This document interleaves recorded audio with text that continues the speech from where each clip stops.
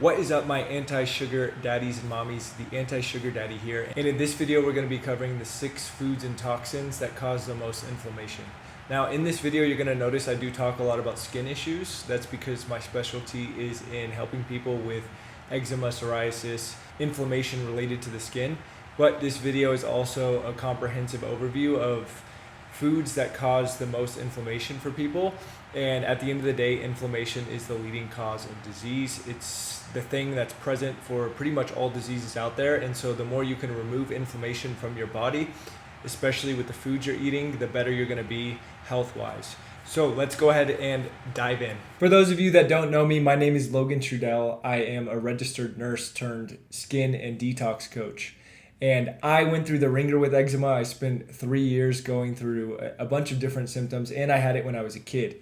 And this question came up for me quite a bit because when I was diagnosed with eczema, a lot of doctors were telling me there was absolutely no connection to food.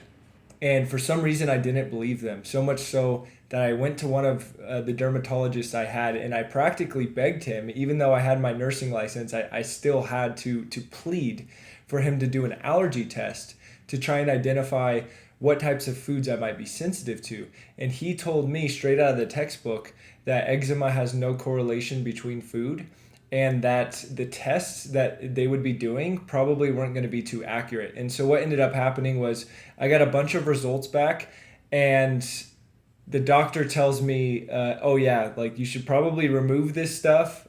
Eggs came up, wheat, pumpkin, all these random foods. He said you should just try and remove all of this stuff and see if it works. But there's a 50% accuracy with this thing anyway. So I looked at him just kind of dumbfounded, like, what's the point of even doing this? And is there anything out there? And I knew that there was something deeper that needed to be addressed. And that sent me on a journey to where I ended up quitting my job as a nurse, moving abroad, and healing my skin condition in 8 months.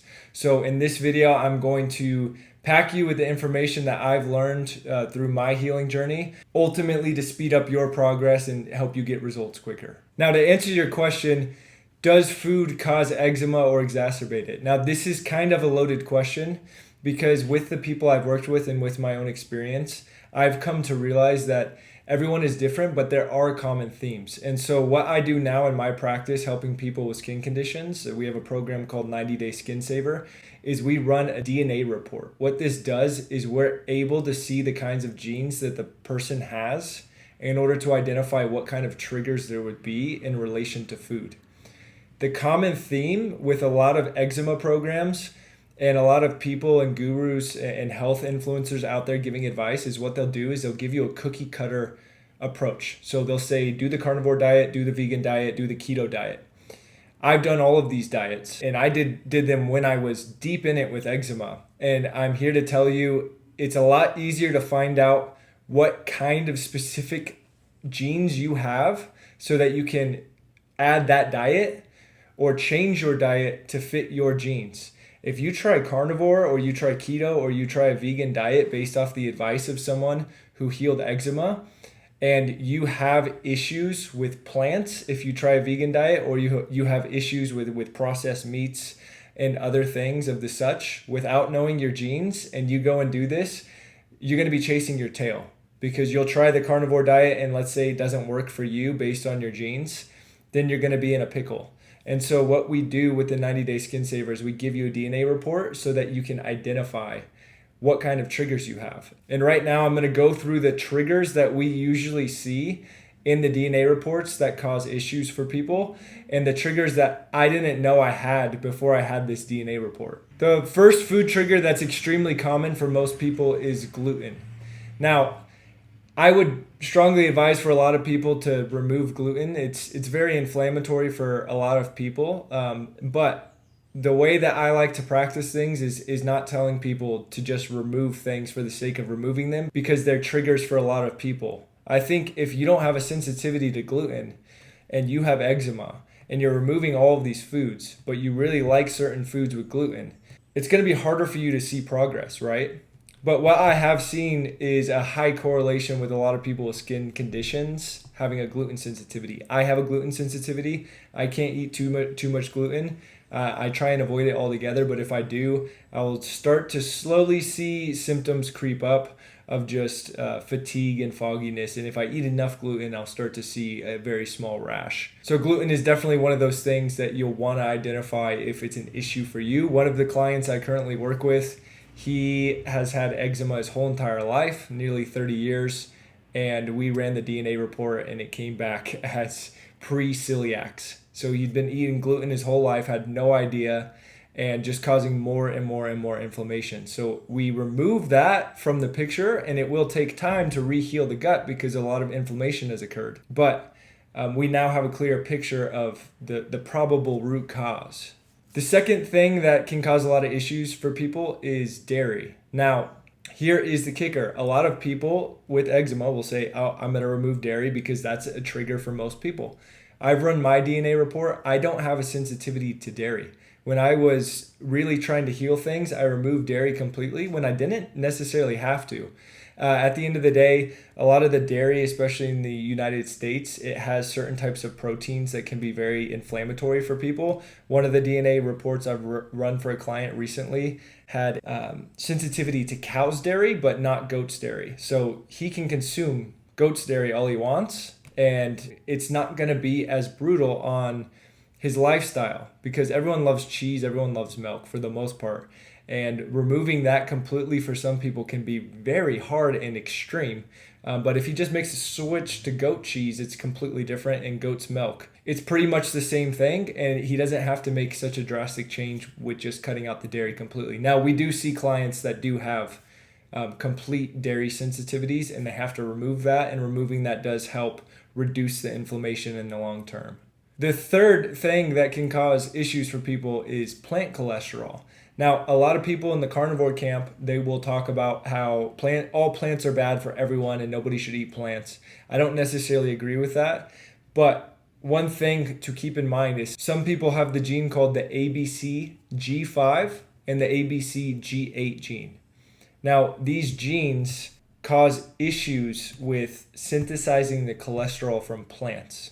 So all plants have cholesterol, and some people are not capable of processing that cholesterol as well, and that can lead to issues such as eczema, psoriasis, acne.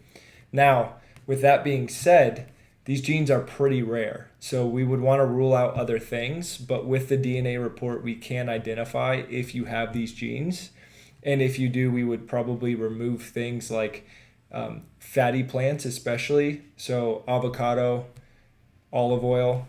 Olive oil and avocado are extremely healthy for most people, but for people with these genes, it's not necessarily good. Number 4 is going to be seed oils. When I say seed oils, I mean industrial seed oils. These are polyunsaturated fats, and they're extremely inflammatory in the body. A lot of the reasons people get sunburnt nowadays is because they have so much seed oils in their body, and it takes a long time if you stop eating the seed oils for you to excrete this from your body. Most restaurants that you go to, even the healthy ones, cook with seed oils. So what are the bad seed oils that you want to avoid? You got canola oil, soy oil, sunflower oil, cottonseed oil, corn oil, grapeseed oil, safflower oil, and then your margarines and your non-real butter spreads. Now, with this in mind, you're probably asking, well, what kind of oil can I cook with? Well, you can cook with olive oil if you don't have that gene I just mentioned. Butter is good. Ghee butter is very good. If you have a dairy sensitivity, you're going to want to avoid butters. But if you don't, then you're in the clear. Macadamia nut oil, coconut oil, lard and tallow are great. That's pretty much it for my list. But seed oils are absolutely terrible. We see a lot of people with acne and skin conditions who have just a lot of seed oils in their body and they continue to eat it. That inflammation starts to build up. And if you already have an issue causing your eczema and then you have additional inflammation on top of that from all the seed oils, it's very hard to find the root cause. So you have to remove that first. And if that's the issue, then you're good. But if it's not, now you're going to be closer to finding the root cause. Number 5, we have heavy metals. Heavy metals are contaminants that come in seafood, very big gamey fish like tuna, swordfish, shark.